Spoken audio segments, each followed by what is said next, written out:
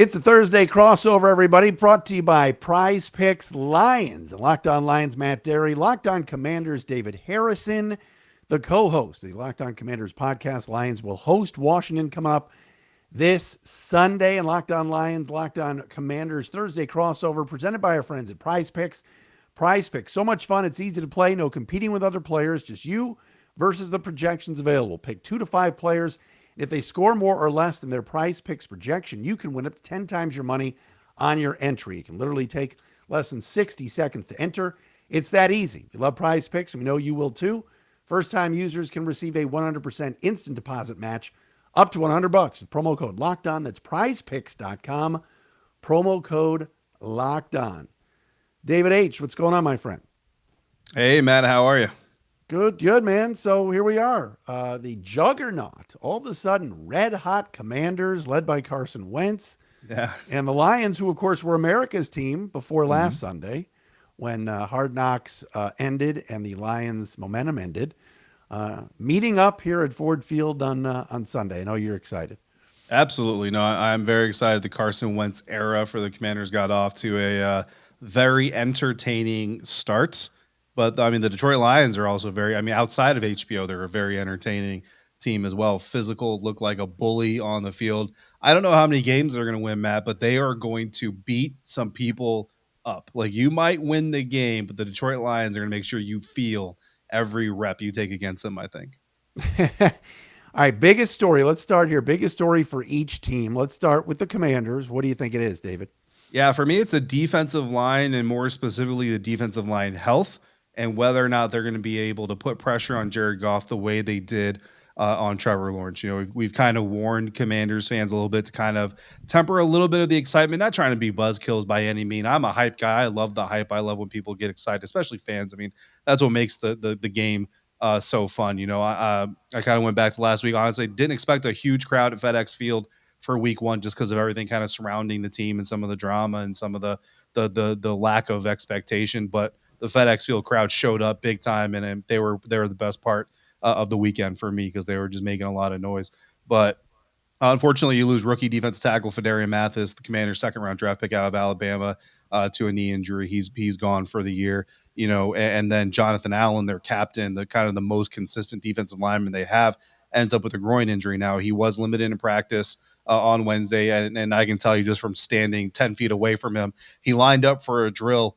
And Commanders defensive line coach Jeff Scanina said, whoa, you're not doing this. You go over there. And he's like, oh, what? Like, coach, I want to do it. He's like, no, you go over there. So John Allen definitely wants to do more than they're allowing him to do, abundance of caution and all those things. So I feel like John is probably going to end up playing on Sunday. I'm not too concerned about it. But at the end of the day, John Allen is kind of the glue that makes that whole thing go. You know, Chase Young is obviously still out with his injury. Now you lose Dery and Mathis, who's supposed to be a major part of that rush defense. And with DeAndre Swift potentially, I'll let you obviously get more into that as we go along, coming into this matchup, not coming to DC. But that to me is a huge concern because this defensive line didn't really get a lot of penetration and pressure last season at all. They got a good amount of it against Trevor Lawrence, only 2 sacks, but a lot of hurries, a lot of hits, really made Trevor Lawrence work, and it really ended up leading to some bad throws. And when you watch Jared Goff against Philadelphia Eagles, it looks to me like that is kind of the recipe you need. Get Jared Goff off of his place, make him nervous, and make him make some errant throws.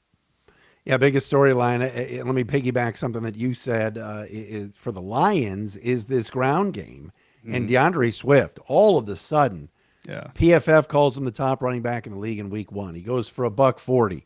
The team runs for 181 in the loss to the Eagles. They did a really good job with the running game. It probably should have been over 200 yards, David, but the second, third, and fourth possessions of the first half made no sense. It was a bunch of Goff throws, whereas when they started the game against Philly, they went right down the field with the ground game and with Swift. So the biggest storyline for me is going to be that Lions run game. If they did what they did, if they can do this Sunday what they did last week, and you mentioned the Mathis injury, no Chase Young, Allen not 100%, Jacksonville looked like they got nice chunks against the Commanders last week, then sort of went away from the ground game, which I think was a mistake on Doug Peterson's part. I think that biggest storyline is all of a sudden DeAndre Swift is the hotness. Didn't get a ton of love on Hard Knocks because they were focusing on some of the younger guys and some of the fringy roster dudes and Dan Campbell. But man, all of a sudden Swift is, people are talking Pro Bowl after 1 week. career high 141 on the ground. Really good in the pass game. So I'm looking at that storyline of running that football. And you tell me, David, but Swift, what, 15 carries Sunday? He's got to be over 20 carries this week, don't you think? I mean, I would think so. Again, that injury. If the injury is not a concern and he does Yeah, no, end up not a playing, concern. Yeah, yeah, I would absolutely expect him to get a heavy dose. And you mentioned the Jaguars running backs, James Robinson did okay, and I think he's more of a Jamal Williams type of running back, right? But Travis Etienne, I mean, he did some yeah, damage against his Commanders' run defense and in the passing game as well. Actually, there was a pass there late in the game that Travis Etienne, if he catches the ball, he's walking into the end zone for a score, and maybe Jacksonville actually ends up coming away with a victory in that game, but. Kind of a mental lapse by the young running back kind of ends up spiking it into the ground instead of catching it. And that ended up being a very crucial moment and what ended up being a Commanders win. But yeah, when I'm watching the Detroit Lions game, obviously I'm watching it after the game actually happens. I had already seen the stat line. I'm like, oh man, DeAndre Swift really had a great game against Philadelphia Eagles. And then, like you, like I watched that first drive and I see DeAndre Swift rip off, explosive play here and yeah, there. I'm like, okay, like this, like I see where that stat line came from. But then you just said it, like through as the first half develops, just more golf, more golf, more golf. And I'm kind of wondering, like, why? Where's the Williams Swift combo? Like that was working so well. Why aren't they continuing to ride that? And then they come back to it later, and that's really when you kind of see them come back in that game and make it more of a contest, towards the end there. So it was a little confusing to me. And I think that, coaches, I think Campbell is a coach that is also going to self scout as much as he scouts his own guys and as much as he does. I feel like he's got the personality type that he's going to be willing to understand when the leadership kind of makes mistakes. And I think if you go back and watch that game, you could very easily say that it was a mistake not to let Swift specifically, but both running backs. Because I think that 1-2 punch, you made that defense run around and chase DeAndre Swift, and then you hammer them when they're tired with Williams up the middle there. I think that that's a very good way to attack, and that's why go back to my defensive line health concerns or conditioning concerns. Federi Mathis really was kind of their one big guy mm, on the defensive line, and now that he's gone, I mean, they bring in this undrafted kid from Michigan, and they bring in Benning Potoe from the Tampa Bay Buccaneers practice squad, and those things are great. But these are not number one or number two defensive tackles. Like you're going to have to rely on smaller guys because the backups behind John Allen and Deron Payne are not your traditional run stuffing defensive tackles. So the Detroit Lions absolutely, yeah. If Swift doesn't get at least 25 touches yeah. combined, I would be highly, highly surprised. No, and I think that's where the Lions are strong up front for the Washington listeners. Certainly, that offensive line, Frank Ragnow in the middle, Jonah Jackson, Mm-hmm. both those guys are Pro Bowlers, so they want to run up the gut. Right guard was a bit of an issue last week with Logan Stenberg, but I think Penei Sewell next to Stenberg will help him and did help him. He had kind of a shaky start with a couple of false start penalties, but then kind of eased his way in, and then Taylor Decker at left tackle. So a strength for this team is definitely the O line, and a strength is not the defense, which we'll get to coming up next because I think Dan Campbell wants to keep them off the field, and they were on the field way too much this past Sunday. So we're going to get to some key matchups with David and Matt Dery right here. We're going to do that coming up next. We got to tell you though about our friends at Turo, the world's largest car sharing marketplace. With Turo, you can book any car you want, wherever you want, from a community of local hosts. Browse a huge selection of vehicles for just about any occasion or budget across the U.S., Canada, or even the U.K. Book a spacious SUV or minivan for a family road trip. Get a classic or luxury car for a special event, birthday, or holiday. It is simple at Turo.com. It's fantastic. You can do it all. It's affordable cars, economy cars if you want, if you're on a budget. And you got to book Turo right now. It's amazing. Many Turo hosts can even deliver the car right to you. Every trip is backed by liability insurance. Terms, conditions, and exclusions apply. Again, ditch boring rental cars. Find your drive at Turo.com. Thursday crossover, Matt Dery locked on Lions, David Harrison locked on Commanders. The 1-0 Commanders coming to town on Sunday to face the Lions, who are 0-1. Classic up-down game, isn't it, David? I don't think anybody thinks Washington's going to be 2-0. I don't think anybody thinks the Lions are going to be 0-2. So it should be interesting Sunday, that's for sure. Yeah, absolutely. I mean, when you look at the Commanders' schedule, I think a lot of people covering them. They've got the Philadelphia Eagles in Week 3. They've got the Dallas Cowboys after that. That Cowboys game is on the road. All of a sudden, looks a little bit more winnable if Dak Prescott isn't going to be playing that game. But a lot of people kind of came into this saying that the Commanders need to go 2-0 heading into week 3, because you might come out of week 3, week 4, 2-2. If you come into it 2-0, if you come into it 1-1, or worst case scenario 0-2, it may be season over before you even get out of the first quarter of the year. So they've already answered the first bell, but I do think this Detroit Lions roster is better than the Jacksonville Jaguars roster. I think you've got more natural talent there, and the most dangerous guy outside of DeAndre Swift. I think DeAndre Swift is kind of the catalyst. If the Lions win, I think it means that Swift has a very big day. But I'm also looking at Equanimeous St. Brown, and he's a guy that terrifies me from a looking at this as how do the Commanders win this game, because he's obviously super talented. Jared Goff is obviously going to lean on him and look at him. But when I look at the matchup, Equanimeous St. Brown against this Washington Commanders secondary. You mean Amon Ra? Oh, I'm sorry. I keep saying Equanimeous. Yeah, my fault. You're good. Hey, it's the other brothers. Yeah, They both Amon-Ra got wild St. Brown. names. My apologize to the entire family. Amon-Ra St. Brown. They both scored touchdowns at like the same time last week. That was crazy. Was it? Oh, was that like the same, like clockwise? Literally within 3 minutes. That's insane. I didn't know that. That's very interesting. So Amon-Ra St. Brown. Yes, I apologize to all Lions fans out there. That's this secondary, right? Like Kendall Fuller does a lot of really good things. William Jackson does a lot of really good things, but they're also very handsy. They're very physical, and you like that sometimes, but they get a lot of flags. I mean, William Jackson III had a flag on the very first play of the game against the Jacksonville Jaguars, and Kendall Fuller had a stretch there where there was 2 passes in a row. I want to say it was in the third quarter where he got penalties on both of them. They really kind of helped the Jacksonville Jaguars keep things going. And again, this is an improved team. And Amon-Ra St. Brown is going to get his targets. He's going to get his yards because he's naturally talented. Jared Goff is going to look for him. If you also give them some freebies, it's only going to work against you. And then you're going to be, you're playing from behind, you're from off script and all these other things. And then also going into the pass defense scenario here, the linebackers versus our guy, DeAndre Swift, right? Jamin Davis got burned multiple times by running backs running routes against the Jacksonville Jaguars.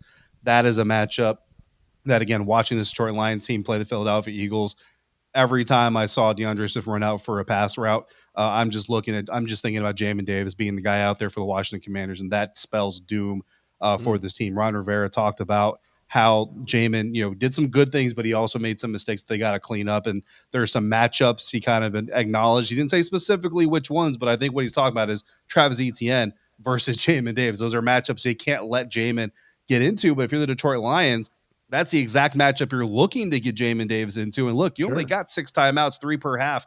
You get into the third quarter and they get DeAndre Swift on Jamin Davis. You can't just burn a timeout. Jamin Davis has to be able to find a way to step up and play that role and play that spot, because that's what linebackers in the NFL are supposed to do now, is help cover those running backs. And then, so just potential for problems after problems is if they can't contain Amon-Ra St. Brown without getting those flags, and Jamin Davis can't hang with DeAndre Swift, it could be a long day for that Commanders defense. Great key matchups from you, David, and you're spot on. I think that the Lions will want to take advantage of that. I'm looking for Detroit. You tell me. I really like this Washington receiving core. Mm-hmm. You got a big 3 now. Here's Jahan Dotson, who many people thought the Lions might go after late in the first round, and then of course they move up to get Jamison Williams. But here's Dotson sneaks in, and some people say, wait a minute, a little bit undersized coming out of Penn State, and this is interesting. Yet he, along with Curtis Samuel and Terry McLaurin, against the Lions secondary. We know about Okudah, improved, all right? Amani Oruwariye had a rough day last week against A.J. Brown, but I think Amani's pretty good. But if they go 3 wides, and who will be the third guy? Will it be Mike Hughes? Will it be Will Harris on Dotson? I think that could be an issue. I really do. And I think that those 3 really kind of complemented each other all well last week. And McLaurin, to me, is a stud. You tell me. But I'm a little concerned. I think the Lions had issues with AJ last week. Obviously, he and Jalen Hurts go way back, and there was a good connection there. They shut down Devontae Smith, didn't have a single catch. But this 3-headed monster, if I'm the Lions secondary in their corners, I'm a little concerned. What do you think? Yeah, I mean, it's a talented group, right? And they play really fast, and that's what we saw all training camp, and that's what we expected to see in the regular season. That's exactly what we saw against the Jacksonville Jaguars. My concern actually about this offense is I wonder if Ron Rivera, Scott Turner, the offensive coordinator, maybe tipped too much of what they've been working on too quickly. Like against the Jacksonville Jaguars, I remember sitting there the very first 4 offensive plays, and granted that first offensive drive ended up in the end zone, so hey, you're all good with it, but the very first 4 plays of that game were all unique formations that we had seen in training camp. But those are the types of things that you're like, you know what, let me not report this within too much detail and give this away. And you kind of expect to see them in increments throughout the season. But they came out very first 4 plays, 4 creative formations that we had seen in training camp. I'm kind of like, okay, I guess we're just coming out week 1 and saying, here's who we are, go out and stop it. And the Jacksonville Jaguars weren't able to do that. However, as physical as a game of football is, just period in general, the Detroit Lions, like we talked about earlier in the episode, I think they play a more physical brand of football, especially in the secondary, especially with guys like Okuda. And I am a little bit concerned. I kind of want to see, how do these guys react to press? How do they, I know Warrior got burned on a couple of press opportunities, but he's a very long guy. These are smaller receivers. There's no AJ Brown on this roster from a physical standpoint. Like, their biggest wide receiver is Cam Sims, and he's kind of their 4th guy. When you look at the stars, Terry McLaurin, Curtis Samuel, John Dotson, they're all smaller guys who work better with their release, getting off the line of scrimmage clean.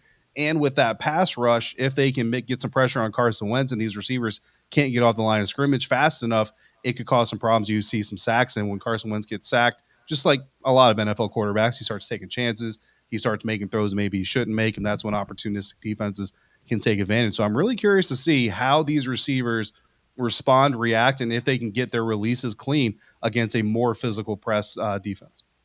Let's get some score predictions in here and get some final thoughts. We'll do that coming up next. Matt Dery, Locked On Lions. David Harrison, Locked On Commanders on the Prize Picks Thursday.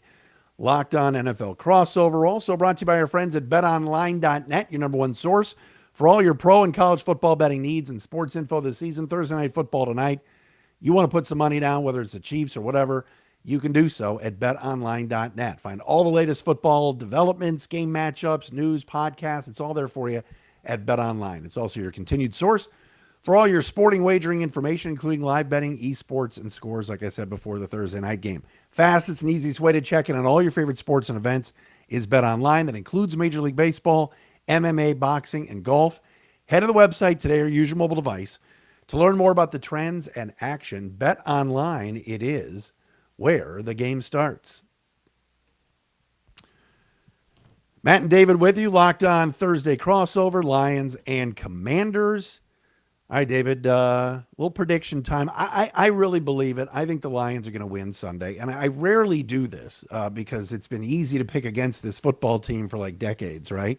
This is not one playoff win in over 60 years. The people of D.C. that are listening and the Commanders fans got to be like, wait a minute, didn't we play the Lions in the playoffs? Yeah, 1991 NFC title game, but I do believe this is about a 6-7 win team, better than the 3 wins a year ago, and I think they win Sunday. I don't see Carson Wentz and this Commander team being off to a 2-0 start. God bless them.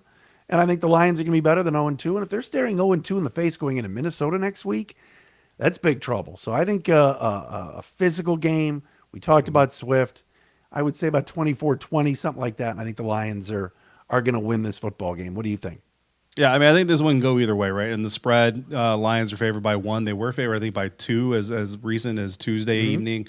Now the line has moved to 1. I mean, at the end of the day, this is, this may very well, if enough Commanders fans go out there and put money on the Commanders, this thing just may become an even odds game and just, pick a winner and go from there. But it's hard to pick games like this, I think, early in the season because both these teams are really kind of establishing their identity and who they're going to be for the year moving forward. So the Detroit Lions, you expect them to come out physical, angry, kind of playing that bully ball type of approach. The Commanders, are you going to display the same resiliency that you did last weekend? Look, if the Commanders don't kind of give the ball away, I mean, 3 turnovers against the Jacksonville Jaguars, 1 a fumble. The Jags didn't turn into points, but the Commanders were in scoring range when that fumble happened. Then, of course, the interceptions. One's a late out-breaking route from Carson Wentz. He hits that late. And he had been doing really well on that up to that point and during training camp, all those things. And then the other one, kind of a freak play, honestly, by Travon Walker. Ron Rivera said that when he and his defensive coaches went back and watched the tape on that interception specifically, Travon Walker is actually out of position for the defensive look they were giving. And it just so happens that he stumbled into the right position for the play that was given. So that's kind of, better lucky than good sometimes, I guess. And Travon Walker gets his first interception.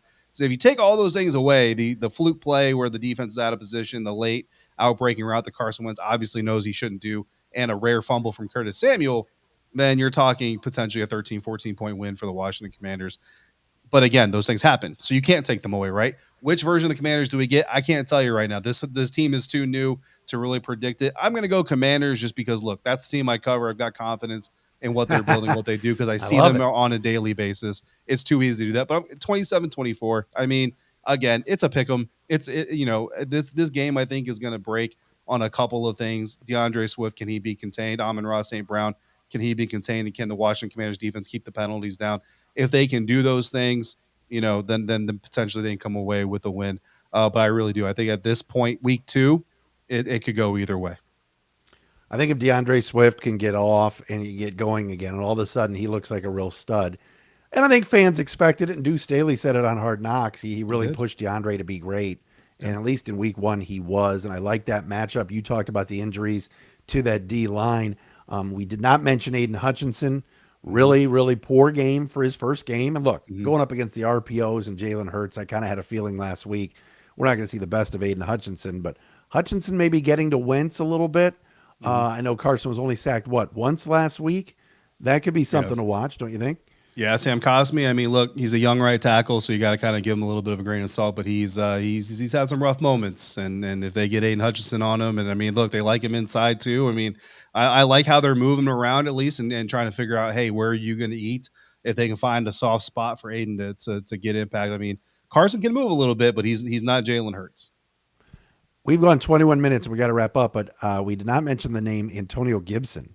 Every Yeah, time I turned on your game last week, he's touching the football. What's yeah, the story there? yeah. Is that by Antonio was design, actually or is he kind of just like, a safety valve? I mean, look, he was my like second biggest story in this game because he touched the ball over 20 times, had 130 yards of total offense, led the league in fumbles last year among running backs and fumbles lost. So when he put the ball on the ground, it typically ended up with the defense. He did really well last week. But that's 1 week, man. And you'd love to say, okay, boom, it's behind you. Let's move forward. Let's be this new AG 24 that can be really impactful, but you got to see it multiple weeks to really believe it. So can he do it against the Lions? That's David Harrison, Matt Dery, Locked on Lions, Locked on Commanders, Thursday crossover brought to you by our friends at Prize Picks. David enjoyed it. Absolutely, Matt. Appreciate you.